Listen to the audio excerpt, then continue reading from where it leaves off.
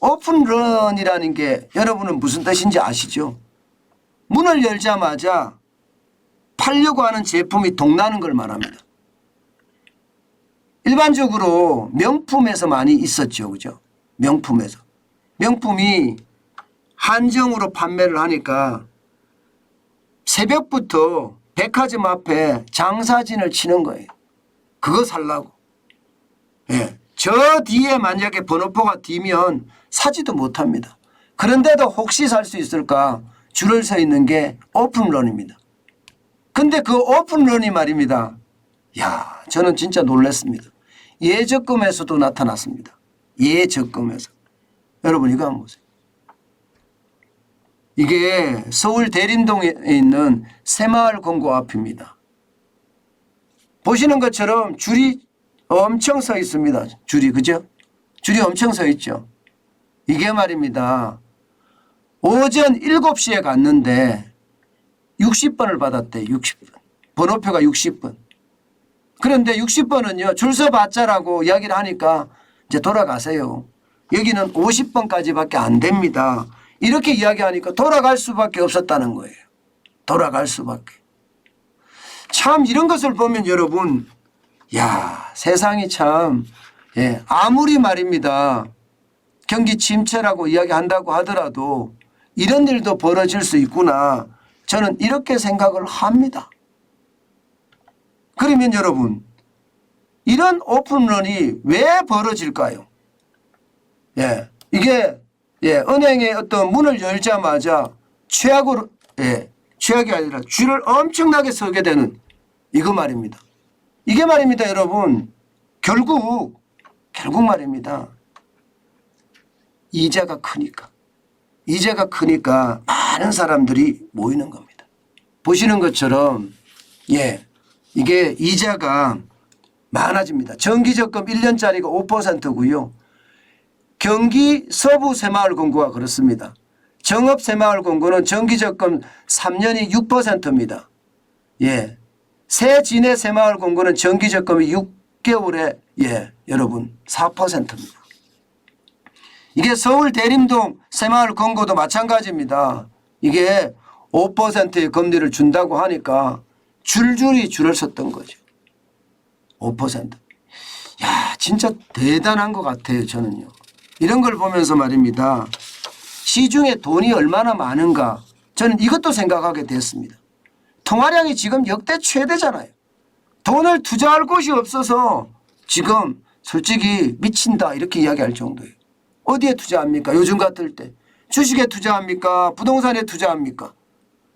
그렇다고 알지도 모르는 채권에 투자하겠습니까? 잘못하면 와르르 무너질 수도 있으니까요. 그러니까 일반 서민들 입장에서는요. 조금이라도 더 준다 그러면, 이자를 더 준다 그러면 들고 가는 거예요. 들고. 게다가 오프라인에서만 하니까 온라인에서는 안 하거든요. 온라인에서는 안 하니까 이게 이렇게 벌어지는 거예요. 게다가 말입니다. 이자도 천차만별이잖아요. 새마을금고마다 다르고요. 신협마다 다릅니다. 신협마다. 새마을금고 중앙에 이렇잖아요. 그죠? 중앙이기 때문에 이 개별로 쪽으로 봐서는요. 새마을금고가 지역에 있는 새마을금고는 다 각자 회사예요. 각자 회사. 중앙회가 있는 것은 그 각자 회사를 한꺼번에 모았을 때 중앙회가 있는 거잖아요. 그러니까 각자 정기 적금에 대한 금리가 다 다른 겁니다. 다 다른 거예요. 여러분, 이거 반드시 하나 우리가 명심해야 될 것은 하나 있습니다. 왜냐하면요. 예금자 보호법에서 이게 예금자 보호법 대상이 되느냐 안 되느냐 이거 말입니다. 기본적으로 말입니다. 신협이나 또 새마을금고는 예금자 보호법 대상이 아닙니다. 국가가 예금자 보호를 해주지는 않아요. 신협도 마찬가지고 새마을금고도 마찬가지입니다. 5천만 원이 된다고 하더라도 아니라는 거예요. 그런데 물론 관련법이 있습니다. 새마을중앙회에 예금자 보호기금을 계속 쌓아놨습니다. 예금자 보호기금을. 새마을 중앙회 같은 데가 예금자 보호기금을 쌓아놨으니까 이게 문제가 생기면 1인당 5천만 원까지 보호를 해 주는 겁니다. 그런데 이게 동시다발적으로 다 떨어져서 만약에 예금자 보호기금조차도 고갈이 난다 이러면 보호 못 받을 수도 있습니다. 왜냐하면 국가가 보호해 주는 게 아니니까요. 예금자 보호법 같은 경우는요. 시중은행에만 적용이 되거든요. 시중은행은. 그러니까 이것은 반드시 우리가 알고 해야 된다. 이것을 여러분 해야 되고요. 또 하나 새마을금고가 좋은 이유는요. 여러분도 알다시피 예금이나 적금을 했을 때 이자가 붙으면 이자에 세금을 떼잖아요. 15.4%나 뗍니다. 그런데 이 새마을금고나 이런 데는 신협이나 이런 데는 조합원으로 가입을 할 수 있잖아요. 조합원으로 가입을 하게 되면요.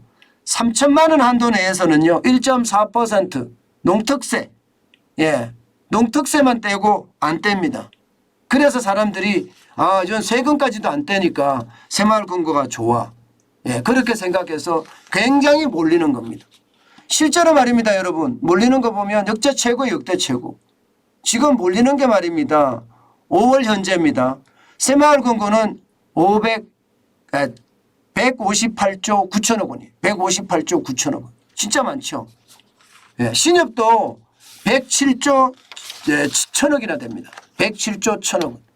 지금 2021년 7월과 대비해 보면요. 여러분 굉장히 많이 늘은 거예요.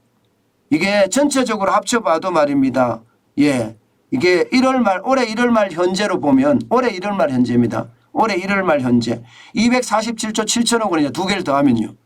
그런데 5월 말 현재는 266조예요. 266조. 무려 말입니다. 7.4%나 증가했습니다. 7.4%. 그러니까 시중에 유동성은 넘치고 투자할 때는 없으니 예금이나 적금이나 많이 준다고 하면 득달같이 달려가는 거예요. 득달같이. 저는 이거 당연한 현상이라고 생각을 합니다. 그렇지만 여러분 투자할 때는 굉장히 조심하셔야 돼요. 저축도요. 그 저축은행이 그 새마을금고가 그 신협이 신용협동조합이죠. 신협이 재정상태가 좋은지 게다가 새마을금고나 신협 같은 경우는 전부 다 각자 회사입니다. 각자 회사. 지역마다 각자 회사예요. 다 거기서 독립채산으로 일어납니다. 이게 합쳐지면 중앙회가 되지만 각자는 각자 회사니까 그 각자 회사가 무너질 수도 있다는 것 우리가 알고는 있어야 됩니다. 그래서 돈을 투자할 때 늘 말입니다. 조심하고 또 조심해야 됩니다. 아셨죠? 이게 무조건적으로 좋은 것은 아니다. 저는 그런 생각 반드시 해봅니다.